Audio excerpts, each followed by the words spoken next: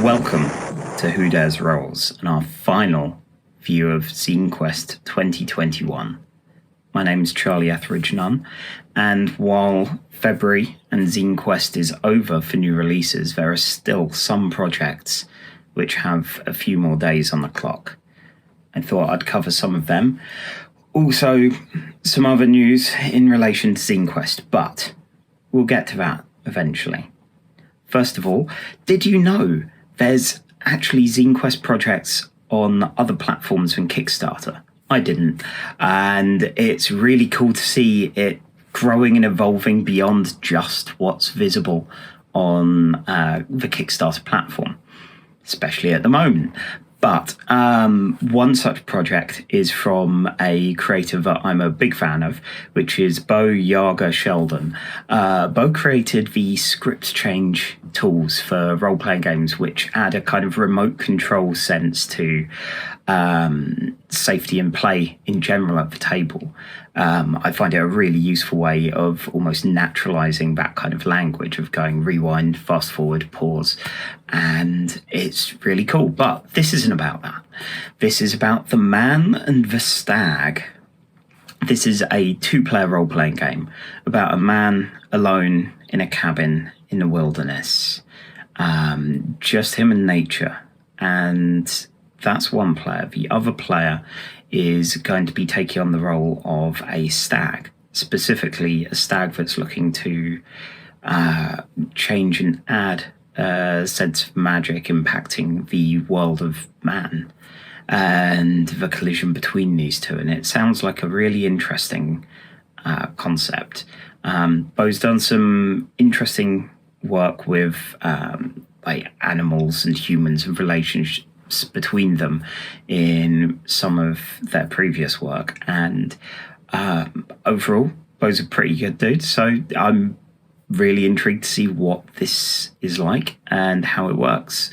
It's the first project I think I've seen on itch.io for Zinequest, although there are a few campaigns. In fact, the sequel to Boy Problems is also a project that has been funded on itch.io as a platform instead of Kickstarter. And it's cool to see people experimenting with that on the platform. So I hope it's something we see some more of. Next up, we have Little Katy's Tea Party by Grumpy Bear Stuff. And all of that sounds adorable, just to say. Little Katy's Tea Party is where you actually have a tea party. You are all either physically or, these days, virtually, having a cup of tea and discussing life as the toys of Katy, who has since gone, and what you've done to affect her life. And it sounds adorable but kind of sad, as you are the leftover toys that Katy had. It's very possibly over right now, depending on when Mike posts this. It's got 5 days left as of Monday, so race to Kickstarter to check that one out. Let's see, there's Afterworld by Chase Call, and Afterworld is it's a world set where elements might sound familiar. There was an atomic revolution. There are flying cars, rocket ships, all sorts of wonderful retro future sci-fi tech, and then the nukes fell. And now it's a wasteland. Now there are strange mutants. Now there are robots that are out of control. And it's basically very Fallout sounding. And that's cool. Fallout's good fun. I've not tried 76, and I didn't overly get on with 4, mainly because I just get obsessed with building a base rather than actually going out there and enjoying it. But Fallout 3, Fallout New Vegas, and the classic ones are all just wonderful games. Love them all. And if this evokes that, that's cool. But also, It's a Forged in the Dark game, and it's a Forged in the Dark game that uses cards instead of character sheets to represent who you are. And that's interesting for a couple of reasons. First of all, I've not seen that kind of thing in Forged in the Dark games, and I love Forged in the Dark games.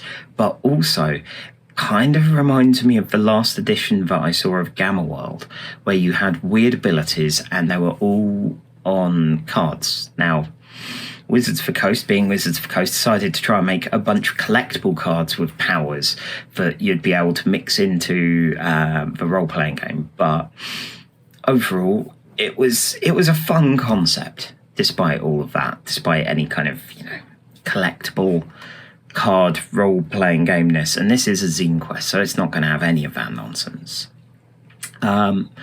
Next, we have Procrastination Day by Fabio Berardelli, and I'm sorry about the surname there. I literally have only just noticed it now to go, have not practiced pronunciation, but I hope I've not butchered it too much.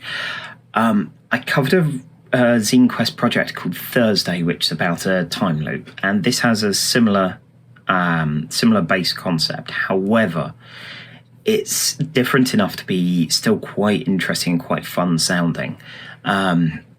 You follow someone called Mario through their day, and they have a goal and a deadline that they have to fulfill. However, they have a bunch of different requirements, different needs, kind of all through the day, like a sim almost. At least it felt to me a bit Sims-ish. And if you go through the day and make different choices, as it's an RPG choice game, which I assume is going to be a bit RPG choose your own adventure-ish, kind of like Metal Showcase 11 PM by Jason Morningstar, that kind of thing. And if you fail, Mario is doomed to repeat that day of procrastination again and again. And oh my god, if that hasn't described the majority of my last year. So yeah, that's an interesting concept. There's nothing about player count. That's one of the things I'm curious about, whether it's a single player game, which it could easily be, or if it's something multiple people could play. So I might have to have a bit of a dig further into that. There is, because I'm me and I'm obsessed with the trophy role-playing game, there is another trophy game here, which is the Academy Chrysalis. And this is a trophy gold incursion, which basically means scenario. And trophy gold covers the concept of holy fuck, why are you adventurers going into doomed, horrible, falling apart places? Why are you delving where you don't belong? And the horrors you face when you do that. It's a game about trying desperately to pry everything loose, to find any gold, any treasure you can, and get away, ideally with your life. It's amazing. And this looks like it's a really interesting setting. The concept for it is that there's a magic school.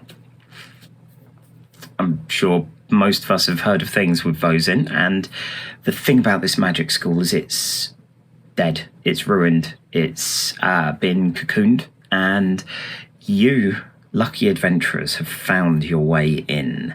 You want to pry loose not necessarily gold, but knowledge. Forbidden knowledge that these magicians grasped onto with their clammy little hands. And you'll encounter treasures there, you'll encounter various horrors, and as well as the scenario itself, which had a bunch of stretch goals to help expand things and pay the creators more, which always love that as a stretch goal. It also has extra treasures, extra kind of character backgrounds and skills for trophy. So while you can use the base trophy gold stuff for it, you can use some thematically relevant skills, backgrounds and such, which I do like for a lot of trophy incursions. So that one looks really cool. There's also The Last Will and Testament of Gideon Blythe by Jeeyon Shim. And this looks really cool. It looks like it might be a bit too... It's terrible to say, a bit too good for me. But it's a game where you craft a journal. It's a keepsake game. And you are the seventh son of the seventh son. You've cast aside your family name, and now your father is dead. Now you are going through the last will and testament of your father, trying to find out details about his life, trying to find out ultimately whether you are actually going to go back to the family to reclaim your title, your inheritance, or whether you will turn your back on them forever. And it's the photos of it look beautiful, and the items that you craft, everything like that. Now, I'm a writer from a family of artists, so I feel that I would make something that looks like a child would have made it. But still, it looks gorgeous. I definitely would recommend people looking at it, seeing if that's the thing for them, because especially these days where journaling games are getting more popular, it's definitely one that's going to stand out, I think. And finally, I have one kind of dual recommendation, which is by Jackson Tegu. Now, Jackson is someone who I've followed for a while. I back them on Patreon, and Jackson's done a lot of really interesting games over the years. And Follow is a re-implementation or kind of a more deluxe version of a previous game that Jackson's released. And Follow is basically a set of recipes.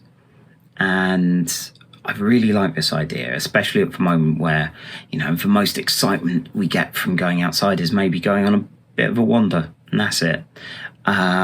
So Follow is going to ask you to do things. It might ask you to stand still for a little while until you feel yourself starting to lean in a direction and go that way. And then the next thing might be a noise of machinery or of nature. And there are several different recipes, and they're basically going to take you on a journey that you wouldn't have gone on otherwise. You may see fairly normal, mundane things. You may see just something that you wouldn't have seen before. And I really love that as an idea. As someone who always loves going on a bit of a walk, the idea of something like that to inspire it and to change where you're going a bit is pretty cool. And his second game is following yourself back from the edge of your life. And this is a bit more of a serious one.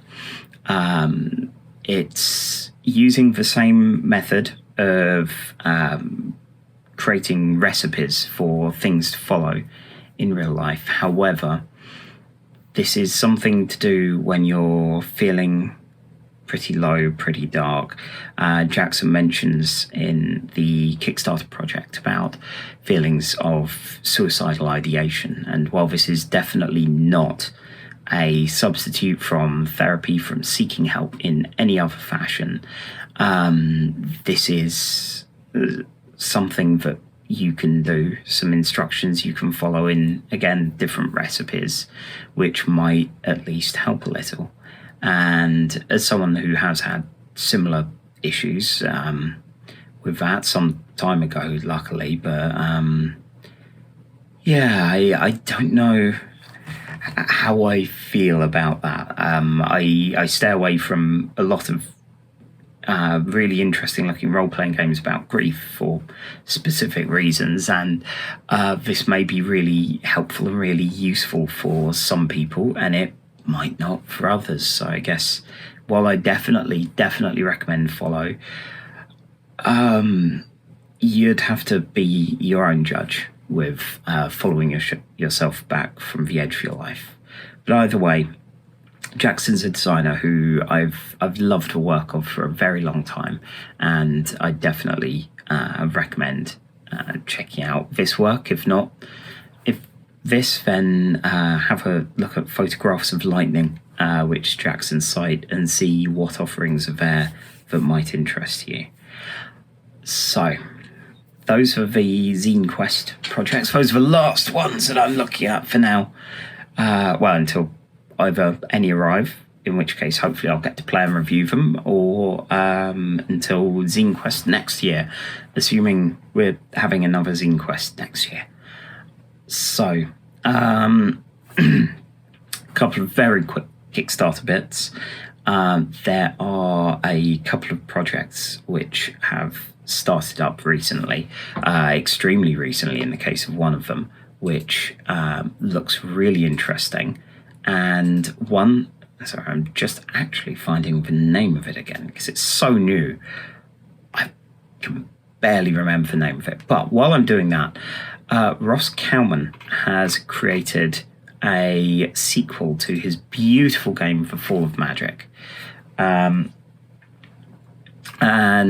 it looks marvelous. It's a kind of scroll game where you travel. And Fall of Magic was on a light scroll where you were traveling all the way across to where magic came from, following a magician, and they were going there as magic was dying, and it caused some very sad, very poignant, very beautiful stories. And I really loved it. And now there's a sequel, The City of Winter, on a black scroll this time to differentiate. And you are following a family, and it does make a point to mention that is in the most inclusive term of that. So, you know, it could be some sort of found family, it could be relatives who are reunited to travel to this city, it could be all sorts of different things, but you are traveling to the City of Winter, and when you get there, the scroll ends and you unfold the city itself, and there are traditions which you'll be able to interact with as you go there. So it's an interesting variation on it. It feels like it will very much be its own thing, and I'm intrigued to see what happens with all of that. Most interestingly, especially because in the UK we have, of course, been fucked over by Brexit in the tabletop sphere, as well as everywhere else, because of things like customs charges and the like. So the expense of a deluxe product like City of Winter is a bit more of a difficult purchase, just because there are good chances of getting hit with a lot of extra charges on there. But there is an Atlas edition of this game, which is in a spiral bound edition instead of a scroll, and I really like that as an idea. Now I'm trying to resist going for the big scroll, but I'm probably going to go for the big scroll because it's beautiful. But for people that can't, there's the digital edition and there's the spiral bound Atlas edition, and those are great.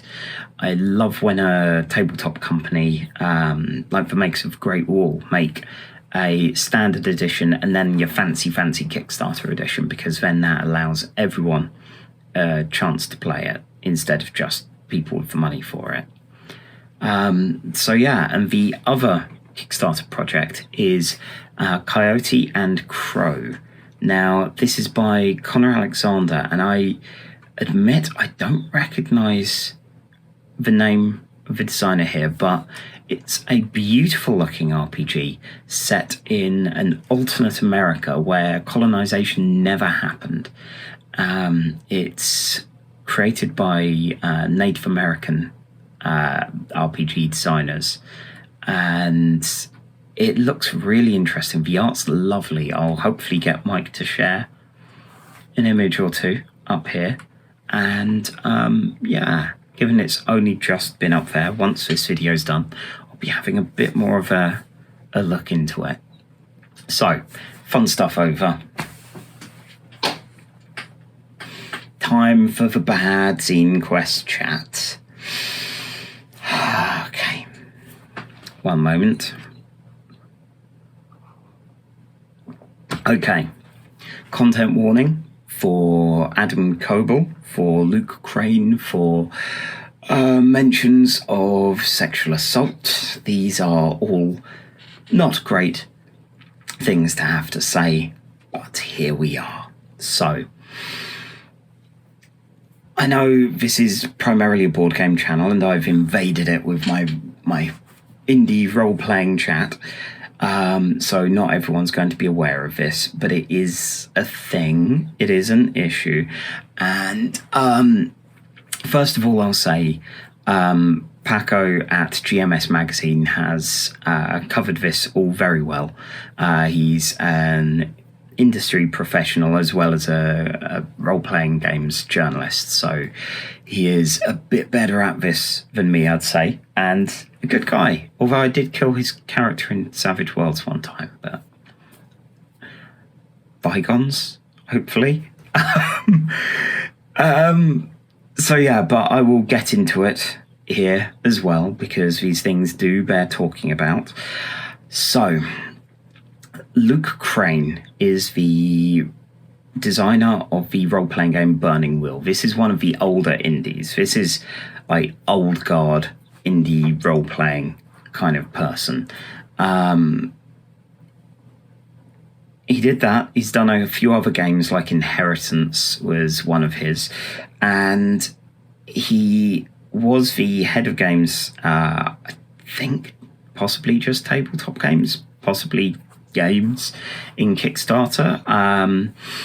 Currently, though, he is the head of community at Kickstarter. So this is someone who obviously wields a lot of influence, given the prevalence of Kickstarter as a medium in which to fund tabletop games and role-playing games. He decided to do his own project, and I remember seeing a glib, "I've created the perfect role-playing game" thing, and I clicked the preview, notify me on launch thing. Felt a bit odd, to be quite honest. This is a guy who helped organise Zinequest and promote Zinequest. He's not currently the person heading Zinequest, which I guess makes this seems slightly less weird and corrupt, but even so, he's someone with direct involvement with Kickstarter and direct involvement with making his own Zinequest project. It looked pretty sparse when it launched. Just, oh yes, I've discovered the perfect RPG. And don't get me wrong, I like the occasional fun, weird, glib things. I love Riverhouse Games' GURPS book. I love Bats 6E, both of which take very good pot shots at bigger role-playing games, and in a very charming way. So the idea of, oh yes, I've discovered a perfect role-playing game. Here's a little tree of decisions, and it even took a little pop at the One Ring role-playing game because of it arriving and soaking up a ton of money during Zinequest, and I covered that a little bit last time, and yeah, this isn't about that, but it went through all there, and so, okay, this doesn't say what the game actually is, and it had an art budget, because it lists the budget even out there. The art budget was more than a lot of the Zinequests. I think pretty much every single Zinequest that I've covered during this video series. And a murderer's row of creators, who I went down the list, and it was like, oh yeah, Jason Morningstar, McGay and Vincent Baker. These are some good names. Jay Walton. Okay, Sharang Biswas. And then there was one in particular. And we'll get to him in a moment. This would all be bad enough. The project was listed, of course, as a project we love by Kickstarter, something which is coveted, something I myself will be coveting soon enough when my Kickstarter for a comics starts. And, you know, there's a bit of vagueness about how you get it. Is it that you fund within a day? Is it that you have a video? Is it the interaction? Now, Kickstarter are fairly coy about such things. So that they managed to get it pretty much right away. That they had all of the things like the incredibly sparse description, that they managed to summon and call on so many people who were old school luminaries for the most part. And then there was Adam Coble. So as far as Adam Coble goes, I don't talk about Dungeon World on this channel or on this site or in my social groups or run it for my community nights anymore. And there's a reason. And that reason is one Mr. Adam Coble. He was one of the two designers of Dungeon World. And Dungeon World's basically it's a narrative-first fantasy D&D style heartbreaker. It's trying to be what if D&D but a narrative game, and that's cool. That's my jam. That's why, even though there were a lot of changes that could have been made and a lot of hacks which have been done, which I ended up using in a lot of my games, it was still something I really loved, something I really enjoyed, and a lot of people did. And Adam Coble was a designer of it and a streamer, and he was someone who was very much on the pro, inclusivity, good soft boy RPG positivity, all of that, which again, on its own is not too much of an issue. It's fine, much rather inclusive people than the rest, than the, folks that would be kind of against your safety tools, against your kind of opening the gates of role-playing games for anyone to take part in. But there was a problem, and this was last year, I think a bit under a year ago now. He was running a stream. He ran several. This one was a science fiction series called Father Owner, and on stream he carried out the sexual assault of a character.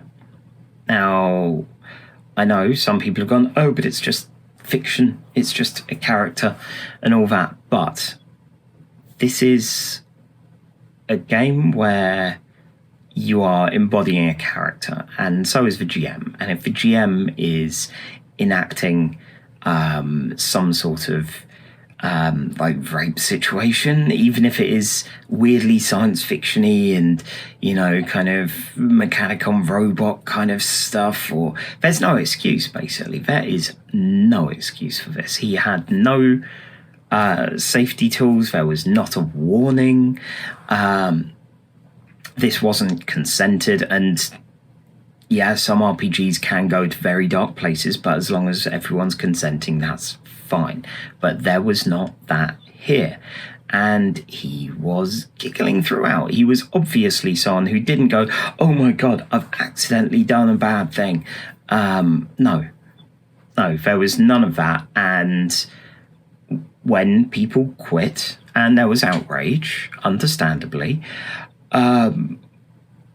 there was a non-apology, which was depressingly like all of those non-apologies that we tend to see these days. Kind of, oh yes, this has been hardest on me, the person who carried this out. There was a second one as an attempt to clarify, which only made it feel even more disingenuous. So the widespread opinion seemed to be very much, fuck this guy. Understandably, he backed out of the community. He stopped his streams, stopped his channel, and that was that. It was another depressing person unmasking, showing that they're actually a bit of a shit. Posts from exes, from people that have been affected by Adam in a wider environment than just the people on the stream have come out. And I'm sure there are others as well who have also been affected. And this is just a really shit situation. So he goes away. And Luke Crane, a man with an extreme amount of clout, especially especially because he is RPG Old Guard. He is in charge of a lot of stuff at Kickstarter. Now, he's not necessarily Mr. Kickstarter, Ian Kickstarter or whatever, but he's still responsible for a lot. So he brings in Adam Coble as well as all these designers. Now, is this a... Look, he's done his time of silence. He's coming back. He's apologetic. No, he's just snuck in through the back door. The page, I screenshot it when I first saw this because I was on a Discord with some other people and was like, hang on, what is this? And it was a list of designers in reverse alphabetical order, because otherwise Adam Coble would have been first. And I admit, I wouldn't have looked any further than that. I would have been like, nope, I am not dealing with this. But instead, you see all the lovely designers, all the interesting people who are involved, and then Adam Coble. And that's not going to make you suddenly redeemed. It's not going to make you go, oh, he must be all right. It makes you look suspicious. I was there during a lot of the Twitter uproar about this, and there were a lot of understandably concerned people. There were also some of the designers who were online at the time who were saying they weren't aware of this. They didn't know he was on there. They didn't ask. And certainly for a lot of them, this has been a case of, yeah, now we should do our due diligence and actually speak to people that we're contributing towards and say, who else is on here? And yeah, that's definitely a good thing to do going forward. There were some people like the co-creator of Dungeon World, Sage Latora, who said, yeah, Adam was on the same Slack, but, you know, he'd sworn off ever working with the guy. He had his own criticisms of Adam back when the Father Owner event happened, so he wasn't ever going to be working with him again, but it was a possibility, and he was feeling conflict averse to this, especially interrogating friends or people he considered to be friends, saying, this shithill, he's not actually doing this, is he? Which, again, much like people figuring out they will do their due diligence in the future of asking who they're collaborating with, the same goes here. Actually asking your friends, your colleagues, whoever, is this going to happen? Is this person actually contributing?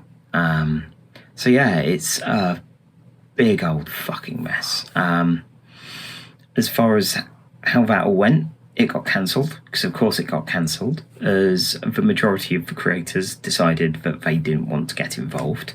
And Luke Crane posted an update to the Kickstarter, which was shared around, basically saying, oh yeah, that went well, didn't it?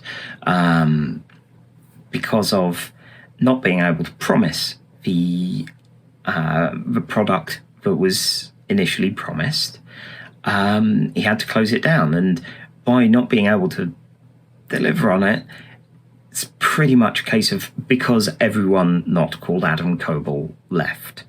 By the sounds of it, I haven't heard of anyone who was sticking around after all that nonsense. So, yeah, he did go on to say that he removed the list of collaborators because of fear of harassment of them, when ultimately the only things that I saw online in relation to this, and I may be wrong, I may have missed something, but there was nothing but support for the people who were feeling hurt and betrayed for collaborating on this, and for the victims of Adam Coble, who never received an apology in the first place, let alone nearly a year down the line when he's trying this shit with other people. So, yeah, again, that felt like the kind of answer that's very much a dog whistle for people going, oh, so he's never redeemable, is he?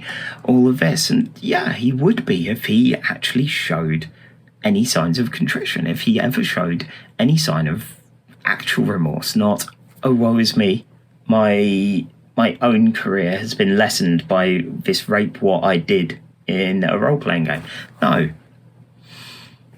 if this is the way he chooses to Louis C.K. his way back into the community, of course he won't be welcome.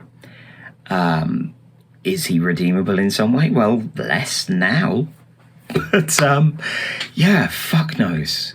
God, what a fucking mess. And, yeah, that's the end of Zinequest 2021. We've had a lot of amazing role-playing games that a lot of very good people have made.